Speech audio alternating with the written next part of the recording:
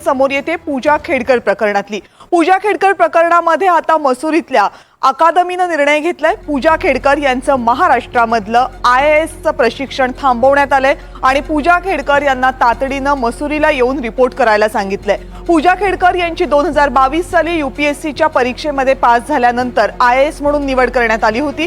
त्यानंतर महाराष्ट्र केडर मिळाल्यामुळे पूजा खेडकर यांना महाराष्ट्रामध्ये प्रशिक्षणासाठी पाठवण्यात आलं होतं। पण पूजा खेडकर यांच्या संदर्भात एकामागोमाग एक वाद समोर यायला लागले आणि त्यानंतर त्यांच्या नियुक्तीवरच प्रश्नचिन्ह उपस्थित केले जाऊ लागलं। प्रामुख्याने पूजा खेडकर यांनी दिलेलं नॉन क्रिमिलियरचं सर्टिफिकेट आणि अपंगत्वाचं सर्टिफिकेट या दोनही गोष्टींवर प्रश्न उपस्थित झाले होते। चौकशा सुरू झाल्या होत्या। केंद्राने या संपूर्ण प्रकरणाची दखल घेतली आणि या संदर्भात एक चौकशी नेमली होती आणि त्यानंतर आता UPSCने जे प्रशिक्षण सुरू होतं पूजा खेडकर यांचं ते आता थांबवलेलं आहे आणि पूजा खेडकर यांना तातडीने मसुरीतल्या अकादमीमध्ये पुन्हा एकदा रिपोर्ट करायला सांगितलेलं आहे। खरं तर मसुरीतल्या अकादमीमध्ये या सगळ्यांचं प्रशिक्षण सुरू असताना त्यांना प्रशिक्षणाचा भाग म्हणून त्यांच्या राज्यामध्ये पाठवलं जातं प्रशिक्षणार्थी म्हणून। पूजा खेडकर यांचं प्रशिक्षण महाराष्ट्रामध्ये सुरू होतं। पुण्यातल्या जिल्हाधिकारी कार्यालयामध्ये त्यांची नेमणूक करण्यात आली होती। मात्र वाद उद्भवल्यानंतर महाराष्ट्र सरकारने पूजा खेडकर यांची वाशिमला नियुक्ती केली। वाशिमला पूजा खेडकर गेल्या होत्या, तिथं त्यांची प्रशिक्षणाची सुरुवात झाली होती। मात्र अचानकपणे हे प्रशिक्षण थांबवण्यात आलेलं आहे। आताच्या महत्त्वाच्या अपडेटबद्दल आणखीन माहिती जाणून घेण्यासाठी जाऊयात। आपले प्रतिनिधी अभिषेक मुठाळ सध्या आपल्या सोबत आहेत। अभिषेक, काय आणखीन माहिती येते पूजा खेडकर यांच्या संदर्भातली आत्ताची?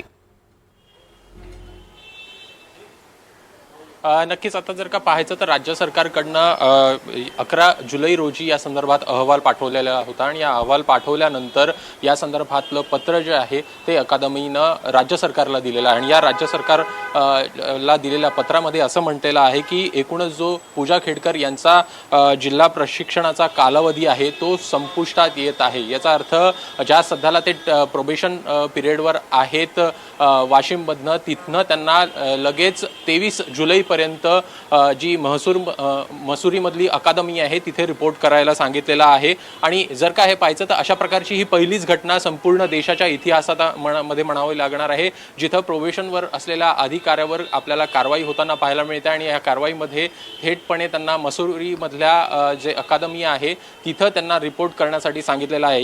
या प्रकरणी जर का पाहायचं तर पुढील कारवाई जी आहे ती देखील आपल्याला होताना पाहायला मिळणार आहे। नेमकं मसुरीच्या अकादमीमध्ये जे अधिकारी आहेत किंवा जे पॅनल आहे ते नेमकं या संदर्भात काय कारवाई करतात हे बघणं देखील महत्त्वाचं असणार आहे। मात्र एकूण जे पुण्यामधली घटना घडलेली होती त्यानंतर कुठेतरी या संदर्भातला अहवाल जो आहे तो पाठवण्यात आलेला होता आणि या अहवालानंतरच ही संपूर्ण कारवाई जी आहे ती आपल्याला होताना पाहायला मिळते आहे। एकूण पूजा खेडकरांनी देखील या संदर्भात सांगितलेलं होतं की आपण जी समिती आहे त्याच्यासमोर या सगळ्या गोष्टी ठेवू आणि त्यानंतर काय आहे आपलं स्पष्टीकरण जे आहे ते मांडू। मात्र अहवाल सध्याला राज्य सरकारकडनं देण्यात आलेला होता आणि राज्य सरकारकडनं अहवाल दिल्यानंतर थेटपणे आपल्याला जे अकादमी आहे त्यांच्याकडनं इथं कारवाई होताना पाहायला मिळते आहे। एकूणच UPSC कडनं ही कारवाई झाल्याचं दिसतं आणि राज्य सरकारनं देखील त्या संदर्भातलं पत्र जे आहे ते पूजा खेडकर यांना पाठवलेलं आहे।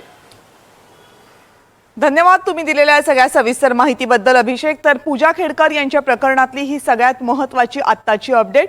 पूजा खेडकर यांना मसुरीला त्यांच्या ट्रेनिंग अकादमीमध्ये पुन्हा एकदा बोलवण्यात आलेलं आहे। प्रशिक्षणाचा कालावधी संपण्यापूर्वीच ही कारवाई झाल्याचं समजतंय। या सगळ्या प्रकरणातल्या आणखीनही अपडेट आपण जाणून घेतो।